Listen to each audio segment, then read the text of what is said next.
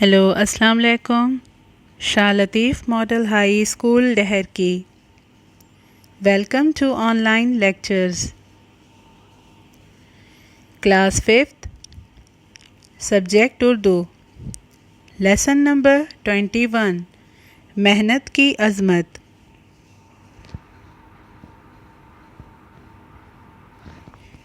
Learning objectives. بچے اس سبق میں محنت کی عظمت کے بارے میں پڑھیں گے. بچوں کو سوالات کے جوابات بتائے جائیں گے. بچوں کو سبق کی مکمل مشق حل کروائی جائے گی.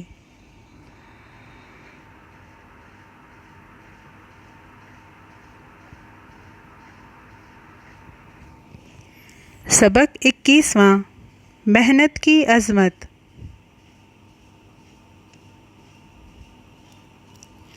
اس سلائیڈ میں جو تصویر دی گئی ہے اس میں محنت کی عظمت کے بارے میں بتایا گیا ہے.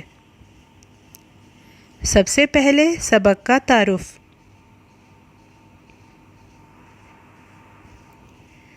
سبق 21واں محنت کی عظمت. سبق محنت کی عظمت اردو کی 5ویں کتاب میں درج ذیل لکھا گیا ہے، جس میں محنت کی عظمت کے بارے میں 2 بیٹوں کی کہانی سنائی گئی ہے.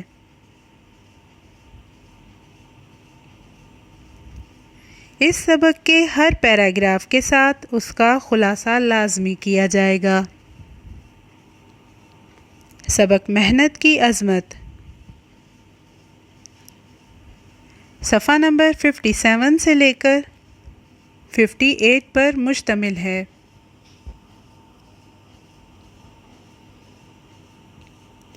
Paragraph number 1. ایک ذمہ دار کے 2 بیٹے تھے. دونوں آرام طلب اور سست. ذمہ دار کافی بوڑھا ہو چکا تھا، اس لیے خود اپنی زمینوں کی دیکھ بھال نہیں کر سکتا تھا. رفتہ رفتہ اس کی آمدنی کم ہوتی گئی. کھیت ویران ہو گئے اور نوکر چاکر بھی ساتھ چھوڑ کر چلے گئے.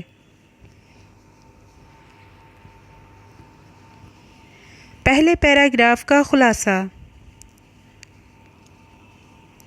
اس سبق میں ایک ذمہ دار کے 2 بیٹے تھے. دونوں بیٹے بہت سست اور کاہل تھے. ذمہ دار خود بہت محنتی تھا، اپنے کھیتوں کی حفاظت بھی خود کیا کرتا تھا، پر اب وہ بہت بوڑھا ہو چکا تھا. کھیتوں کا کام خود نہیں کر سکتا تھا. آہستہ آہستہ اس ذمہ دار کے کھیت ویران ہوتے گئے، جس سے آمدنی بھی کم ہوتی گئی. ذمہ دار کے نوکر بھی ان کا ساتھ چھوڑ کر چلے گئے.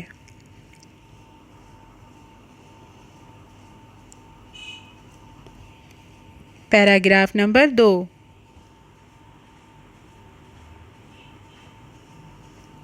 ذمہ دار اپنے بیٹوں کی طرف سے بہت فکر مند تھا. اسی فکر میں وہ بیمار پڑ گیا. جمع کی ہوئی رقم بھی آہستہ آہستہ ختم ہونے لگی. جب اس کی طبیعت زیادہ خراب ہوئی تو اس نے اپنے دونوں بیٹوں کو بلایا اور ان سے کہا، دیکھو اب میرے پاس کچھ بھی دولت باقی نہیں بچی، لیکن مجھے تمہارا خیال تھا، اس لیے میں نے برے وقت کے لیے اپنی زمین میں دولت دفن کر رکھی ہے، اسے کھود کر نکال لینا. یہ کہہ کر وہ مر گیا. دوسرے پیراگراف کا خلاصہ.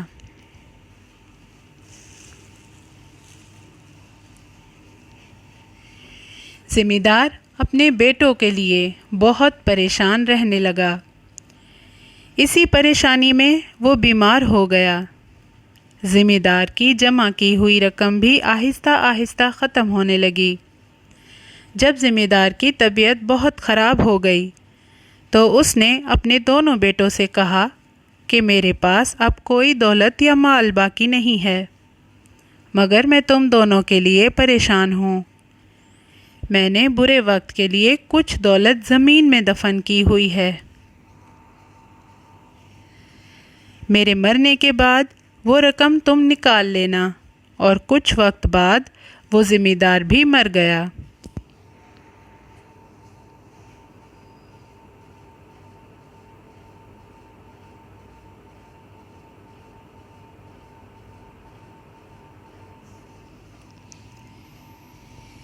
تیسرا پیراگراف۔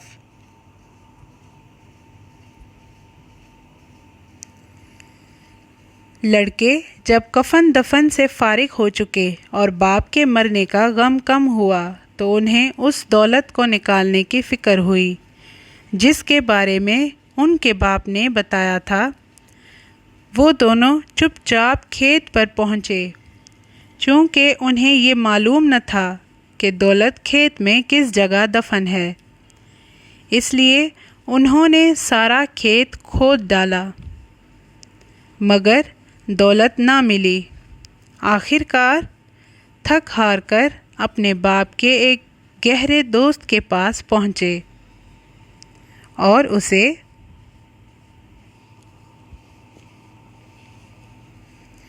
اور اسے سارا ماجرا سنایا۔ اس نے کہا، تمہارا باپ ہمیشہ سچ بولتا تھا، تمہیں دولت یقیناً ملے گی۔ فی الحال تم ایسا کرو کہ میرے پاس سے کچھ بیج لے جاؤ اور کھیت میں بو دو، کچھ عرصے بعد آنا، میں تمہیں اس دولت کے بارے میں بتاؤں گا۔ ان بھائیوں نے کھیت میں بیج بویا، خوب پانی دیا اور اس کی اچھی طرح دیکھ بھال کی۔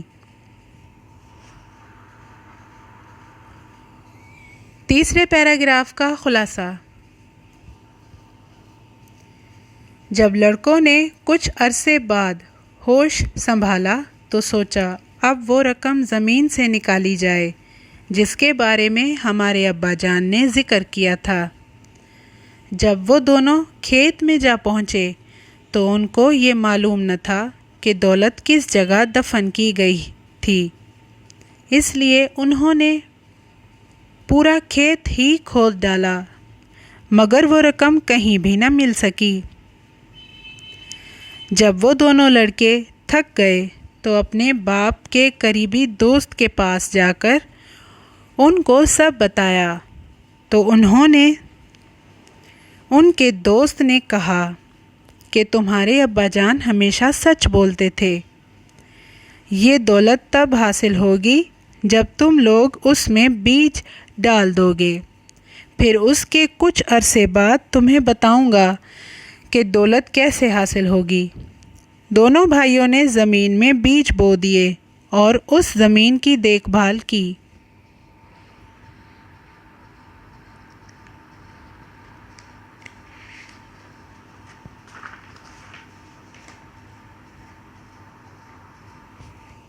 Paragraph number 4۔ اللہ کی قدرت سے دوسرے کھیتوں کے مقابلے میں ان کے کھیت میں فصل بہت اچھی ہوئی، جسے بیچ کر انہوں نے کافی روپیہ کمایا۔ گاؤں والوں نے ان دونوں بھائیوں کی محنت کی تعریف کی اور اچھی فصل پر مبارکباد دی۔ حکومت کی جانب سے اچھی فصل اگانے پر انہیں انعام بھی ملا۔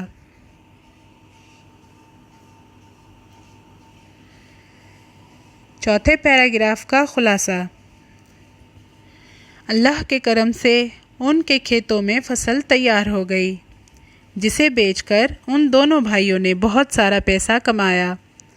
گاؤں کے لوگوں نے انہیں بہت شاباشی دی اور حکومت کی طرف سے انہیں انعام بھی حاصل ہوا۔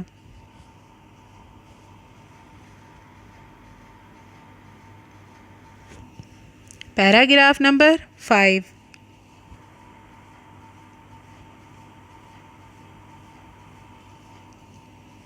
دونوں بھائی پھر اپنے باپ کے دوست کے پاس گئے تاکہ چھپی ہوئی دولت کا پتہ معلوم کریں۔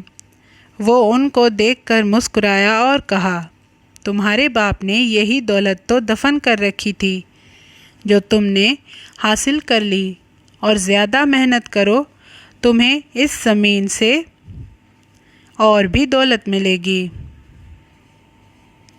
اب دونوں بھائیوں کو باپ کی وصیت کی حقیقت معلوم ہوئی اور محنت کی عظمت کا اندازہ ہوا۔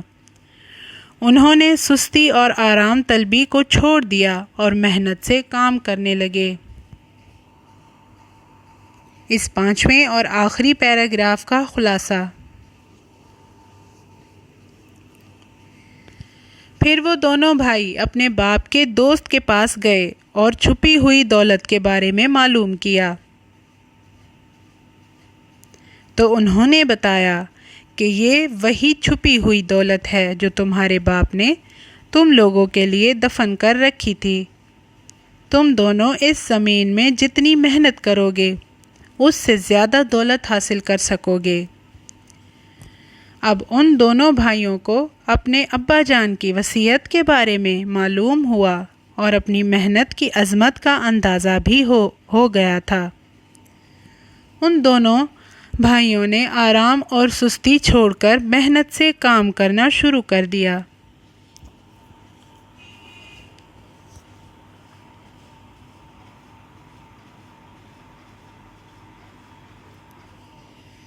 اب آتے ہیں سبق کی مشق کی طرف۔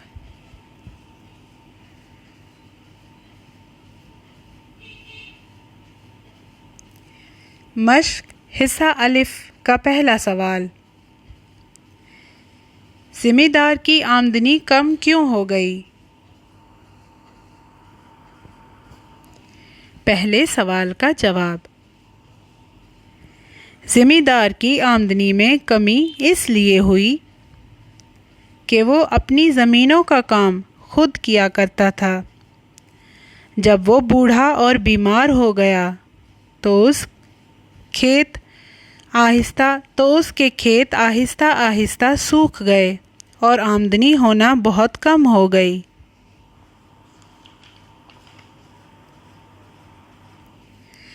حصہ الف کا دوسرا سوال، ذمہ دار نے اپنے بیٹوں کو کیا وصیت کی؟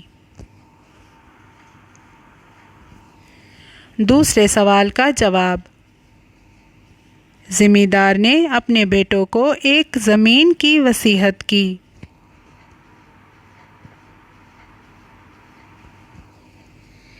تیسرا سوال، بیٹوں نے کھیت کی کھدائی کس لیے کی؟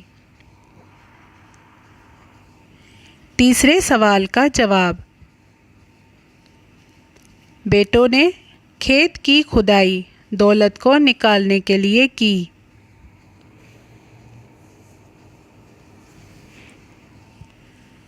چوتھا سوال،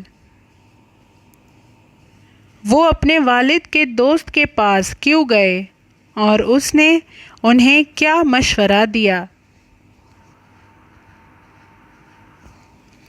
چوتھے سوال کا جواب،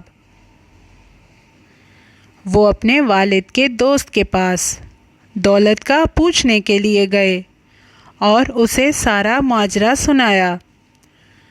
انہوں نے کہا، تمہارا باپ ہمیشہ سچ بولتا تھا، تمہیں دولت ملے گی، پر تم ایسا کرو کہ میرے پاس سے کچھ بیج لے جاؤ اور کھیت میں بھر دو۔ پانچواں سوال،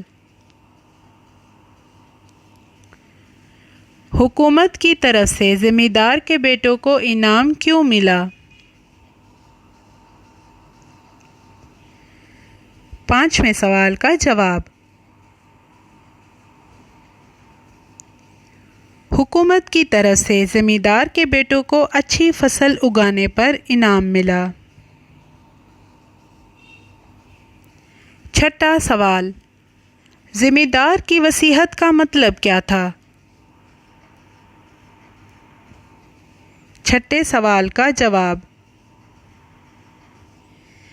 ذمہ دار کی وصیت کا مطلب تھا کہ ہمیشہ محنت کرو اور سستی اور آرام کو چھوڑ دو۔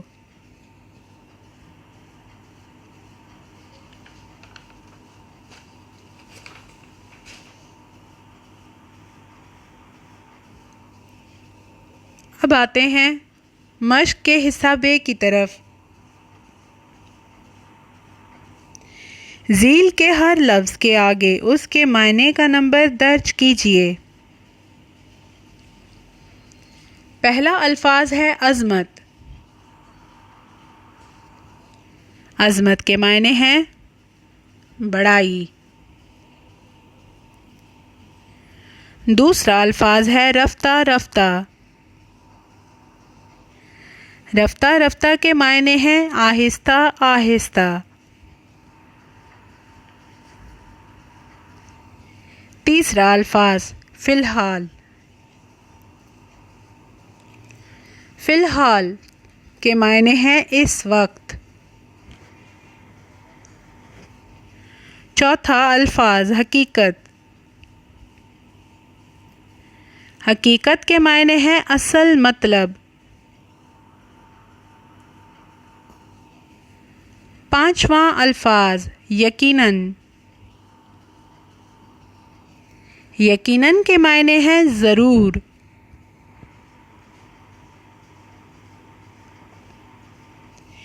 اسی طرح آپ نے ان الفاظ کے معنی لکھنے ہیں۔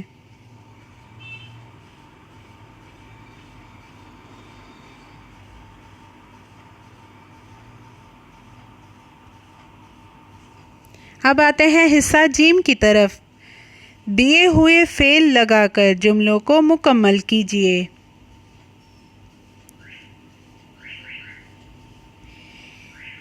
نیچے کچھ افعال لکھے گئے ہیں جنہیں پڑھ کر آپ نے یہ خال مکمل کرنے ہیں۔ آئیے ان جملوں کو مکمل کرتے ہیں۔ پہلا جملہ ہے فوزیہ ہنستی ہے۔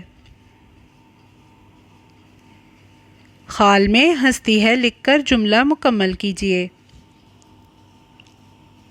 دوسرا جملہ ہے بادل گرجتا ہے۔ تیسرا جملہ ہے ثریا نہائے گی۔ چوتھا جملہ ہے پودے اگتے ہیں۔ پانچواں جملہ ہے گرمی چلتی ہے۔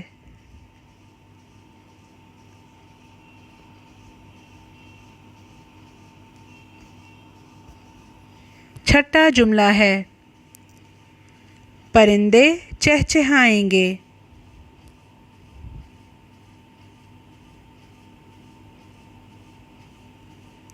ساتواں جملہ ہے آندھی آئے گی۔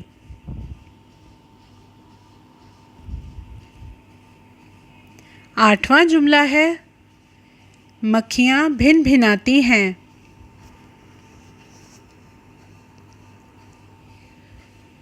نواں جملہ ہے پھول کھلیں گے۔ 10واں جملہ ہے جوان دوڑیں گے۔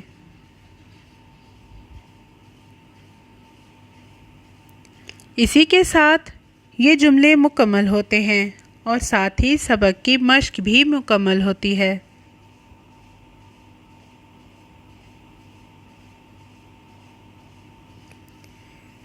چھوٹی سی نصیحت۔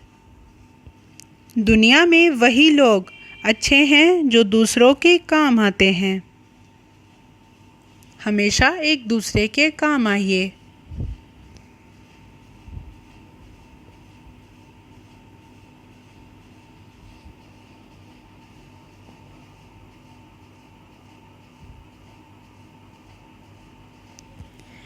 Thank you for watching online lectures. Allah Hafiz.